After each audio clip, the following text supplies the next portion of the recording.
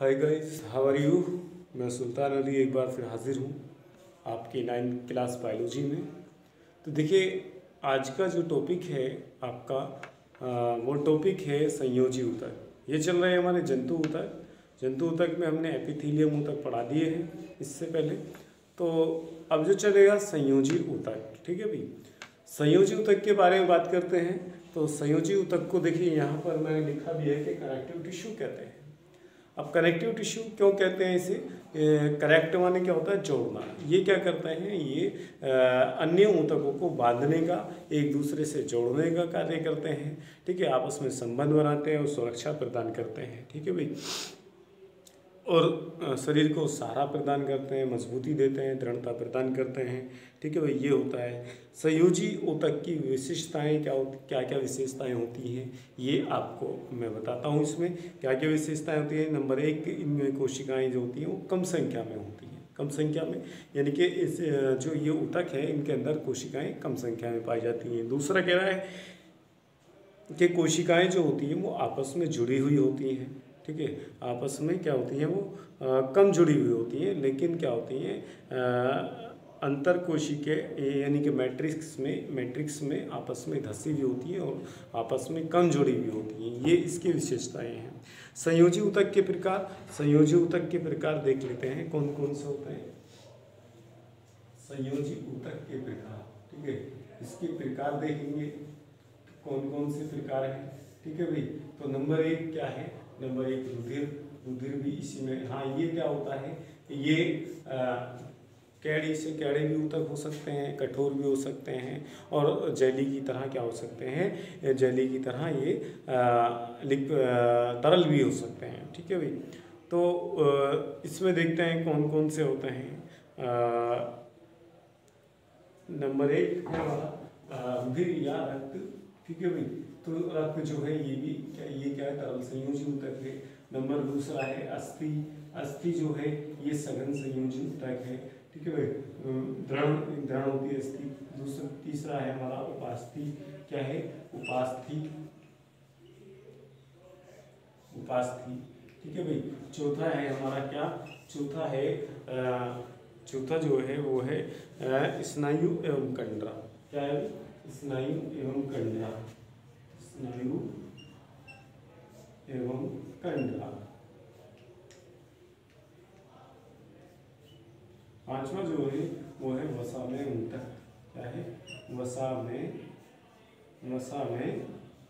ऊतक, ठीक है भाई। तो ब्लड जो होता है इसमें देखेंगे रुधिर या रक्त। ब्लड होता है हमारे शरीर के अंदर, लिक्विड होता है जो क्या करता है? एक जगह से दूसरी जगह पूरी बॉडी के अंदर घूमता फिरता रहता है। इसके माध्यम से गैसेस और भोज्य पदार्थ एक जगह से दूसरी जगह पहुंचाए जाते हैं, ठीक है। इसकी संरचना के बारे में पढ़ेंगे। अस्थि हड्डियां जो होती हैं जो कंकाल तंत्र का निर्माण करती हैं, ठीक है। तो ये अस्थियां होती हैं और उपास्थि जो होती हैं जो आपस में हड्डियों को जोड़े रखती हैं, जिसके और स्नायु एवं कंडरा ये भी क्या होता है? पेशियों को और हड्डियों को आपस में जोड़े रखती हैं। वसा में ऊतक, कुछ ऊतक ऐसे जो हमारे क्या करते हैं? फैट का लेयर चढ़ाते हैं। चिकनाई वसा कहते हैं चिकनाई को, या जिसके अंदर ऑयल जिसके अंदर क्या होता है? वसा भरी हुई रहती है। ऐसे ऊतक होते हैं जो क्या करते हैं? एक्स्ट्रा भोजन को इकट्ठा करते हैं और दूसरे क्या करते हैं? एक शेप देते हैं, एक अलग तरीके का शेप देते हैं जीवधारी को, ठीक है भाई। तो ये होता है। आगे देखिए, तो इसके रुधिर के बारे में पढ़ते हैं हम। रुधिर क्या है? रुधिर लाल रंग का एक तरल पदार्थ होता है, ठीक है भाई। लाल रंग का क्यों होता है? क्योंकि इसके अंदर हीमोग्लोबिन होता है। इसके अंदर क्या क्या पाया जाता है? प्लाज्मा पाया जाता है और कणिकाएं पाई जाती हैं। रुधिर का देखिए, रुधिर की संरचना में क्या होता है? रुधिर की संरचना दो प्रकार के पदार्थों से, तो प्लाज्मा से, और दूसरा क्या है? रुधिर कणिकाएं। क्या? रुधिर कणिकाएं, ठीक है भाई। रुधिर कणिकाएं ये होता है, ये 45% भाग बनाती है रुधिर कणिकाएं, जबकि ये 55% भाग बनाता है, ठीक है भाई। प्लाज्मा का जो है, प्लाज्मा एक लिक्विड होता है, हल्का पीला द्रव सा, और उसके अंदर क्या होता है? इसके अंदर बहुत सारे पदार्थ, पोषक पदार्थ, ठीक है भाई, उत्सर्जित पदार्थ गैसेस, वायु, ठीक है, ये सब प्रोटीन, कार्बोहाइड्रेट, एमिनो अम्ल, पचे हुए और अनपचे हुए पदार्थ क्या होते हैं, घुले हुए होते हैं इसके अंदर।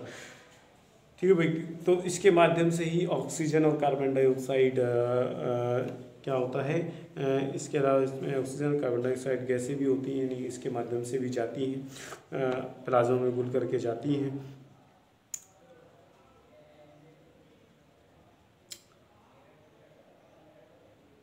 इसमें फाइब्रोनोजन एक प्रोटीन पाई जाती है जो रुधिर को जमाने में काम आती है। भाई चोट लग जाए तो क्या होता है, थक्का जमता है, तो वो किसकी वजह से, फाइब्रोनोजन जो क्या आपने देखा होगा, चोट जख्म होने पर क्या हो जाता है,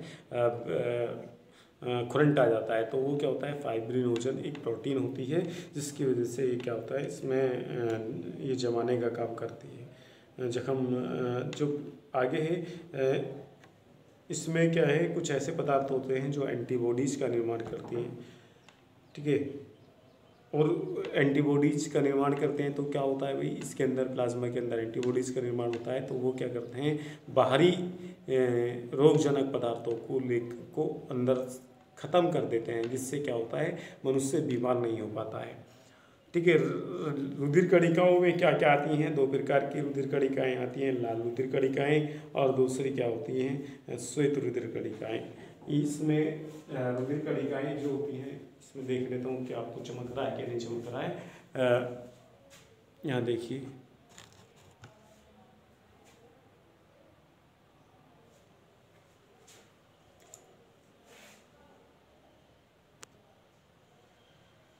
यह देखिए, ये दो प्रकार की कणिकाएँ होती हैं, एक तो होती है RBCS, दूसरी होती है WBCS। ठीक है, तो RBCS जो होता है ये गोलाकार होती है संरचना, इसके अंदर हीमोग्लोबिन पाया जाता है। हीमोग्लोबिन की वजह से ये क्या होती है, इनका नाम लाल रुधिर कणिकाएँ कहलाती हैं, लाल। ठीक है भाई, क्योंकि हीमोग्लोबिन होता है, ठीक है, तो हीमोग्लोबिन का क्या कार्य होता है, इसका ऑक्सीजन और कार्बन डाइऑक्साइड को ग्रहण करके उसे लक्ष्य तक, कोशिकाओं तक पहुंचाना होता है। ठीक है भाई, ये ब्लड के अंदर क्या है, ब्लड जो होता है हमारा क्रिया कर लेता है कहाँ पर, फेफड़ों से क्रिया करके उससे क्या आता है, भेज देता है आगे की तरफ। आगे है श्वेत रुधिर कणिकाएँ। श्वेत रुधिर कणिकाओं में क्या होती हैं, कई प्रकार की एक कोशिकाएँ होती हैं, इसमें केंद्रक युक्त भी होती हैं, प्लेटलेट्स जो होती हैं केंद्रक विहीन होती हैं।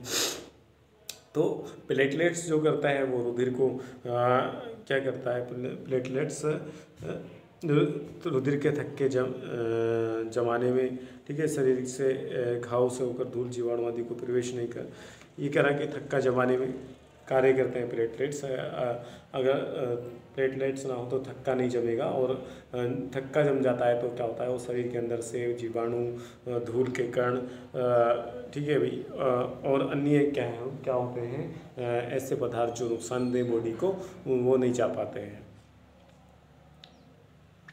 जबकि अन्य जो कोशिकाएं होती हैं वे क्या करती हैं, वे एंटीबॉडीज़ का निर्माण करती हैं और हानिकारक जीवाणुओं को क्या करती हैं, शरीर से प्रवेश होने से रोक लेती हैं और इन्फेक्शन को कम करती हैं, इन्फेक्शन नहीं होने देती हैं। ठीक है भाई, ये था आपका क्या, ब्लड। ठीक है, कल पढ़ाते हैं इंशाल्लाह, फिर मिलते हैं कल। ठीक है भाई, ओके, कल तक के लिए खुदा हाफ़िज़।